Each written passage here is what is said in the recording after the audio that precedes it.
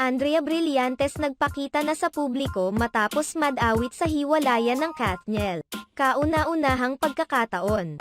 Lumantad na sa publiko ang controversial kapamilya actress na si Andrea Brillantes matapos mad-awit ang kanyang pangalan sa isyu ng hiwalayan nina Catherine Bernardo at Daniel Padilla.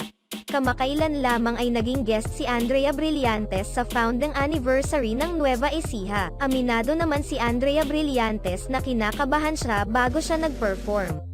Tila nag-aalangan ang actors dahil sa mga kinakaharap niya ngayong issue. Kaagad namang tumaas ang kilay ng mga Katniel sa kung bakit kinakabahan si Andrea Brillantes kung totoong wala siyang kinalaman sa issue ng hiwalayan nina Catherine Bernardo at Daniel Padilla. Kalaunan ay tila nalimutan naman ni Andrea Brillantes ang kinakaharap niyang issue sa Katniel at masaya na lamang na nagper-perform sa harap ng mga fans na sumusuporta at naniniwalang wala siyang kinalaman sa issue ng dalawa. Sa ngayon ay patuloy pa ring nakakatanggap ng pambabatikos si Andrea Brillantes mula sa mga taong naniniwala na may kinalaman siya sa paghihiwalay nina Catherine Bernardo at Daniel Padilla dahil sa biglaang pag-unfollow sa kanya ni Catherine. Makalipas ang ilang araw ay siya naman ang nag-unfollow kina Catherine Bernardo at Daniel Padilla na lalong nagpalakas sa hinala ng mga netizens na may kinalaman siya sa pinagdadaanan ng dalawa. Sa kabilang banda, marami pa rin naman ang mga fans ni Andrea Brillantes na naniniwalang walang kinalaman ang aktres sa naging hidwaan ng magjowa. Naniniwala rin sila na hindi kailangan na maglabas ng pahayag at paliwanag ni Andrea Brillantes dahil lalabas lamang itong defensive. Ang nararapat umanong magbigay ng paliwanag at pahayag ay walang iba kundi si Daniel Padilla. Siya naman umano itong lalaki kaya naman dapat siya ang luminous sa kanyang kalat at linisin na rin ang pangalan ni Andrea Brillantes.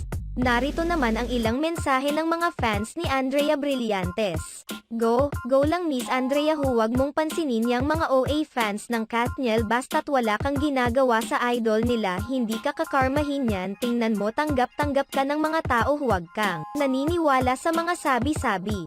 Gawin mong nararapat para sa buhay at sa sarili mo. Wala ka naman magagawa nun sa hiwalayan nila, tanga siya, humiwalay siya, tapos mang bintang-bintang sila. Problema na nila yun, labas ka dun, sumiksi ka lalo idol, ganda-ganda mo pa rin. Hayaan mo kung anong sabihin nila sa iyo basta ginagawa mong trabaho mo, ganun lang yun.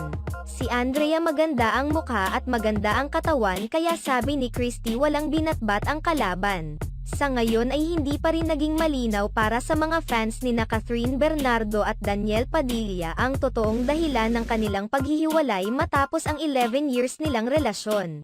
Sa ngayon ay hindi rin malinaw kung magpapatuloy pa ba ang tambalang Katniel kahit hindi na sila magkarelasyon sa totoong buhay. Kasalukuyan namang nagbabakasyon ang aktres na si Catherine Bernardo sa ibang bansa at hindi rin malinaw kung kailan ito magbabalik sa bansa. Tila magpapahinga na muna ito at magmo-move on.